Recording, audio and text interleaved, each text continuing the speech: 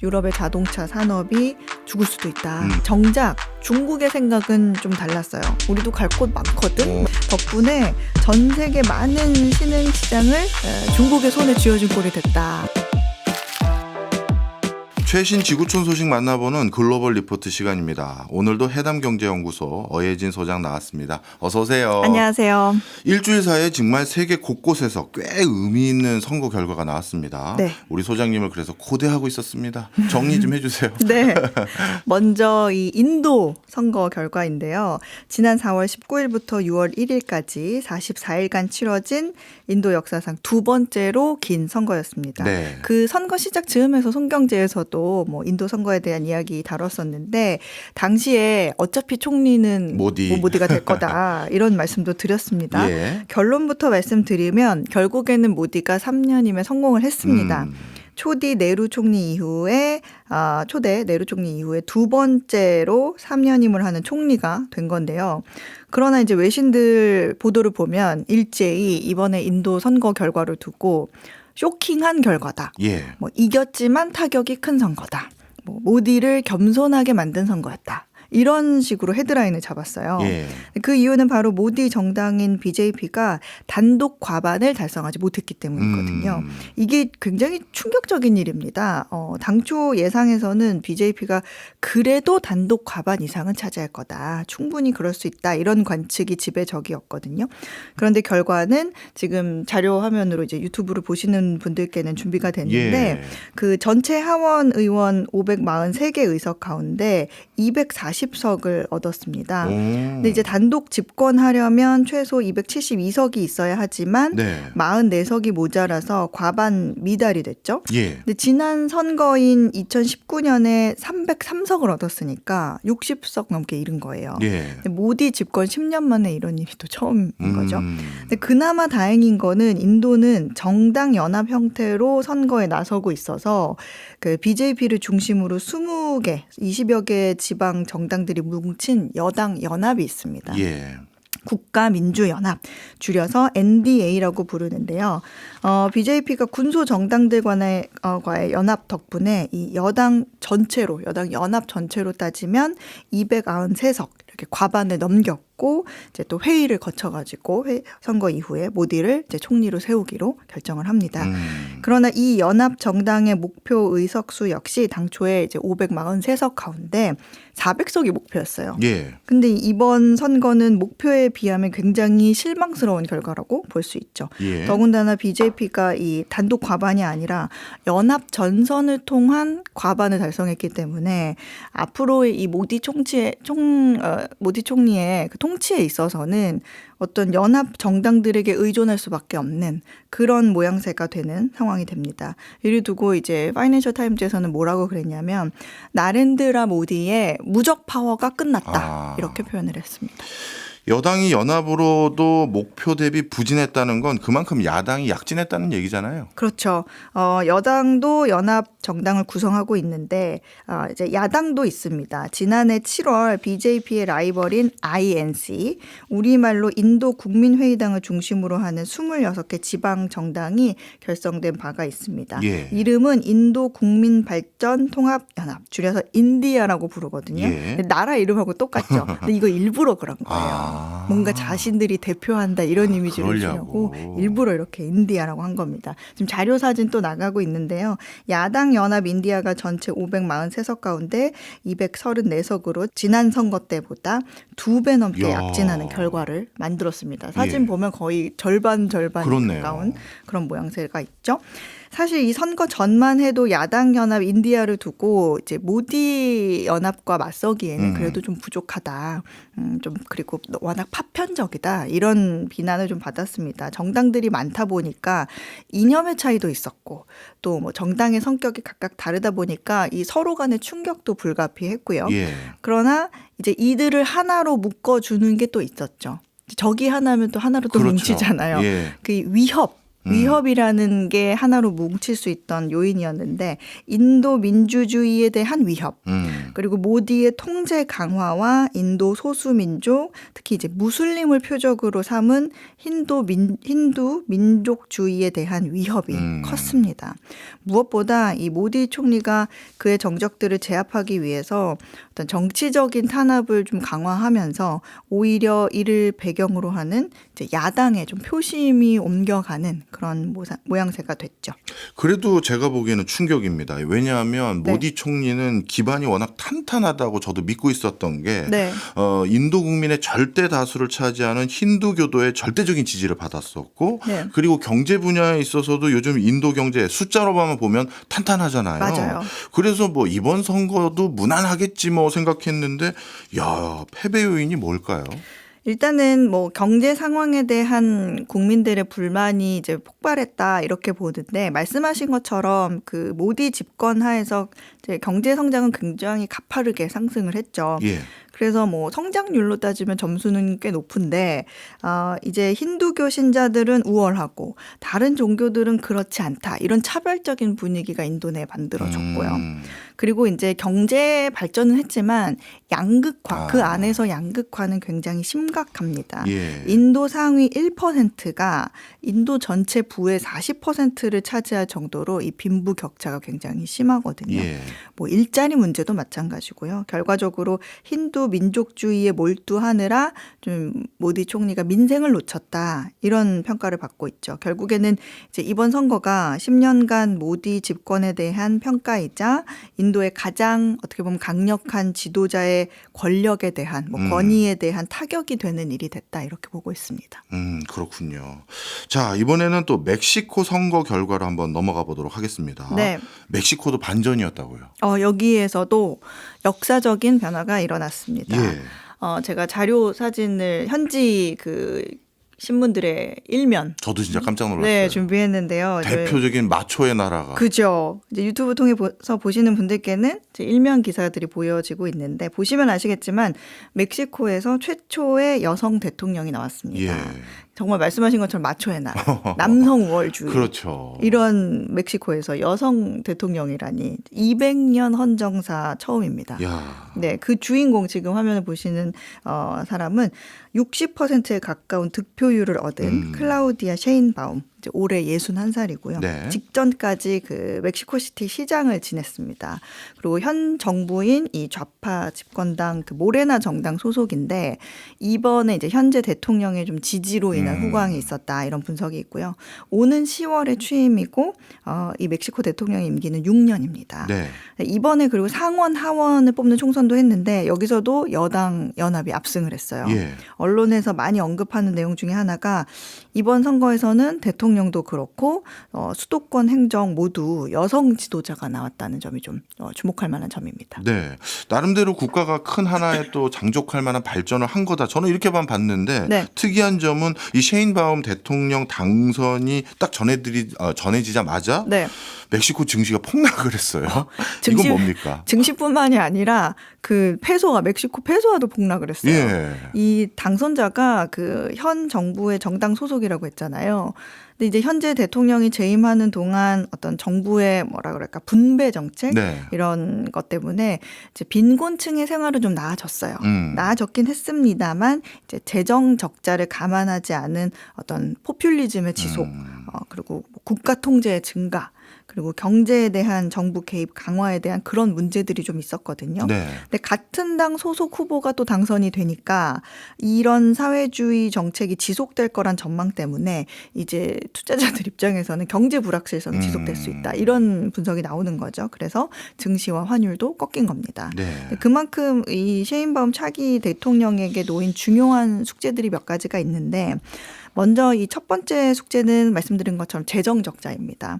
최저임금 더 올리고 복지 지출 더 늘려서 공공 서비스를 강화하겠다 이런 공약을 내세웠었어요. 예. 근데 또 이런 거를 달성을 하려면 지키려면 사실은 세금 인상이 불가피하거든요.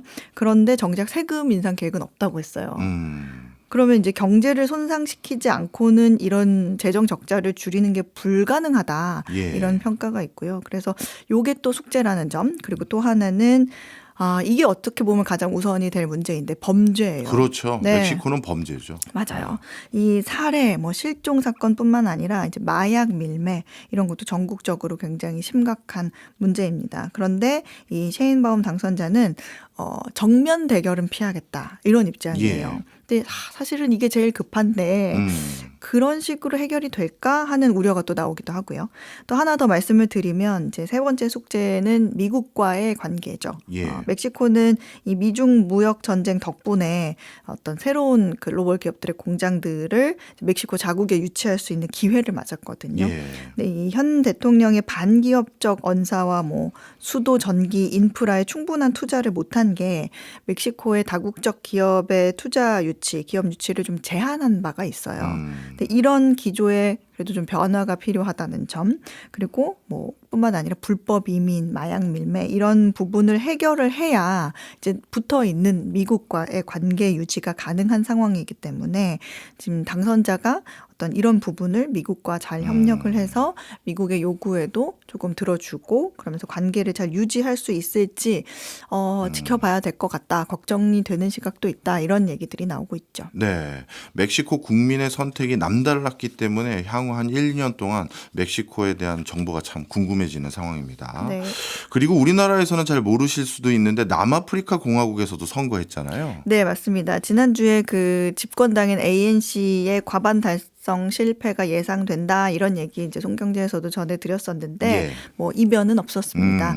네, 이번 선거에서 40% 득표율로 과반 득표에 실패하면서 30년 만에 처음으로 이 연합 정부를 구성해야 하는 그런 상황에 놓였습니다. 다르게 말하면 국민의 60%는 현재 그 집권당을 지지하지 않는다는 거예요. 네, 400명 국회의원 자리 중에 집권당인 ANC가 159석을 차지하면서 제1야당 자리는 지키기는 했는데 이제 연정을 구성해야 하는 상황이 됐어요.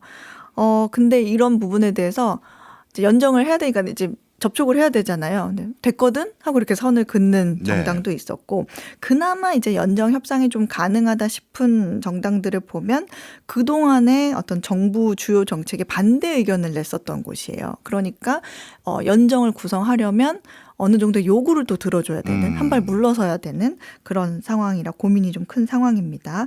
그래서 현지 언론을 보면 이 현재 그 라마포사 대통령이 야 빨리 마음 맞는 정당 찾아봐. 우리랑 공통점이 뭐라도 있는 정당 어서 찾아봐. 이런 지시를 내렸다. 이런 보도도 있었어요.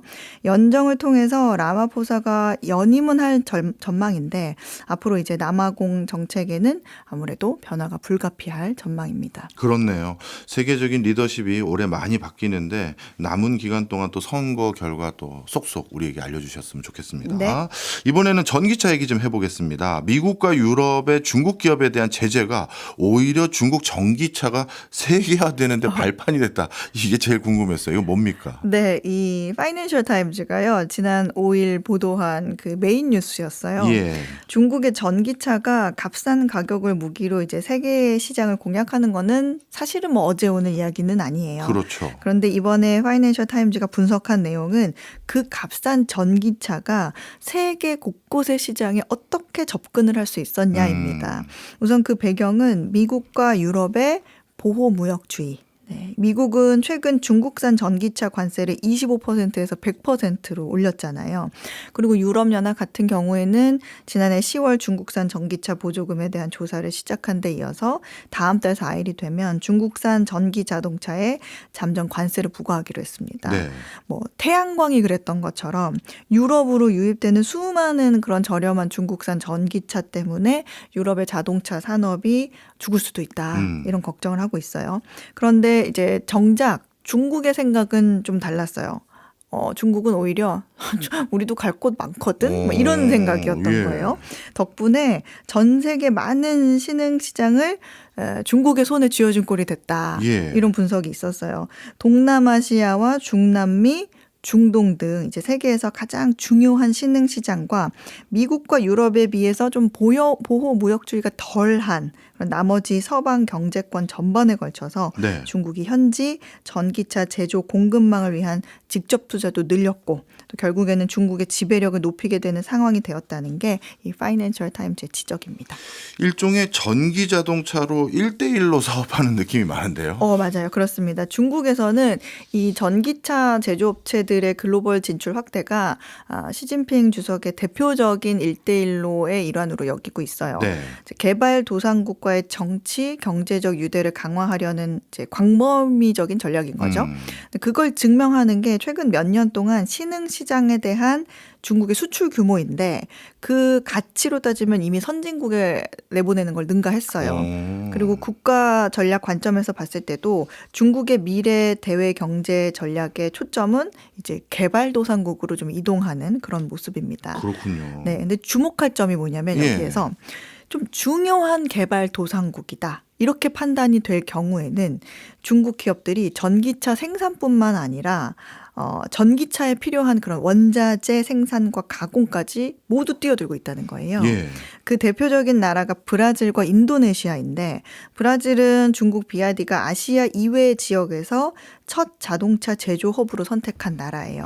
근데 사실 브라질 하면 또 사탕수수 생산이 1위거든요. 예. 그래서 그 사탕수수로 만든 에탄올을 이제 휘발유에 섞어서 그 플렉스 퓨얼이라고 혼합 연료 차량 비중이 굉장히 높아요, 브라질은. 예. 그리고 전기차 수용은 상대적으로 좀 더딘 나라였거든요. 그런데 그랬던 나라가 작년 전기차 판매량이 2배로 늘고 중국 전기차의 단일 수출 대상국 중에 최대 규모가 됐습니다. 비아디는 브라질 현지에 10억 달러 이상을 투자해서 오랜 그 옛 포드 공장, 뭐 아니면 옛 벤츠 공장 이런 걸 인수해가지고 올해부터 거기에서 전기차와 하이브리드 자동차 생산을 시작할 예정인데요. 여기에다가 그 브라질 리튬 채굴도 좀 주시를 하고 있는데 현지 업체를 인수하거나 뭐 혹은 공급 계약 을 맺는 그런 부분을 지금 논의 중이라고 합니다. 아, 그렇군요. 어찌 보면 중국은 전기차 완성차는 이들 개도국, 중진국에 판매도 하면서 이 중진국들이 가지고 있는 예를 들어서 브라질 같은 경우는 리튬, 인도네시아 같은 경우 니켈 이런 전기차 만드는데 핵심 원자재도 수급받는 거네요. 그렇습니다. 인도네시아도 사실은 그런 부분에도 해당이 되는데 인도네시아는 국가 정책 자체가 사실 니켈은 현직에서 가공까지 다 해서 나가. 그렇지 않으면 수출 관세 물릴 거야 하는 나라거든요.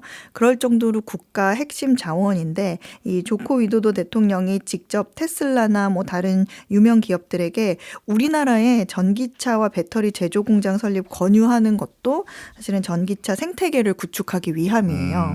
근데 막상 전기차 제조 공장 설립에 첫 번째로 움직임을 보였던 거는 중국 기업들입니다.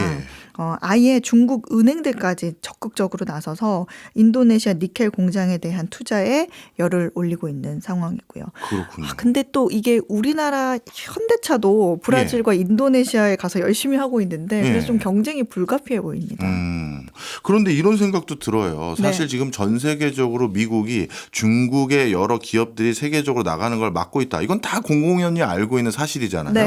그러면 지금 중국이 진출하고 있는 적극적으로 진출을 모색하고 있는 브라질, 인도네시아 입장에서도 미국과의 관계 신경 써야 될 것 같은데 이거 중국의 자동차가 계속 자국 내에 들어오는 걸 허용해 줄까요? 그런 부분이 있어요. 굉장히 좋은 지적이신데 일부 국가들에게는 이 중국의 전기차 산업 침투가 미국과의 사이를 감안했을 때 굉장히 고민스러운 부분이거든요. 근데 멕시코가 그런 부분에서 미국의 눈치를 좀 보고 있어요. 이 비아디를 포함한 중국 기업들은 멕시코에 공장을 짓고 싶다고 하고 있는데 멕시코 정부 입장에서는 이제 미국한테 보여질 때 우리가 절대로 중국한테 졸라서 그러는 게 아니야. 우리의 우선순위는 바로 너 미국이야. 이런 모습을 보여주고 싶어 해요. 그래서 지금 그런 모습을 강조하면서 좀 있는데 좌파 성향이다 보니까 현 정부가 그 멕시코 대통령이 리튬 공급을 또 국유화하고 과거 중국 기업에게 허가했던 그런 북부 리튬 광산 채굴권이 있거든요. 그거를 이제 회수하겠다. 이런 발표를 하기도 했습니다. 그러니까 이거는 결국에는 사실 자국의 이익을 위한 것도 있었지만 그게 예. 가장 컸지만 미국에게 봤을 때도 이제 명분이 되는. 보여주는 거구나. 그렇죠. 우리 중국 편만 가는 게 아니라 네. 우리는 이런 게 아니에요라고 하려고. 네, 그런 일이 되었죠. 다만 이제 개발도상 국가의 경우에는 중국이 공장 하나만 열어주면 예. 이제 미래 기술에 대한 외국인 직접 투자도 유치를 하는 거고 또 현지인들 고용도 해결이 되는 거고 그다음에 거기에서 또 지역 후원도 해준단 말이죠. 그렇기 때문에 속마음은 아니 왜 안 되는데? 왜 안 돼? 이런 생각을 한다고 합니다. 네.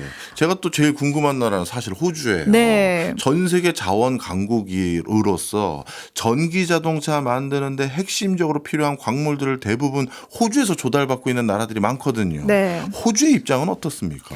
호주도 사실 이제 우리가 잘 알죠. 중국과 사이가 굉장히 좋지 않은 그렇죠. 나라 중에 하나인데 정작 그 비아디의 호주 내 작년 판매량이요 6배가 늘었다고 합니다. 그래요? 네. 조금 모순인 결과가 네. 나왔죠.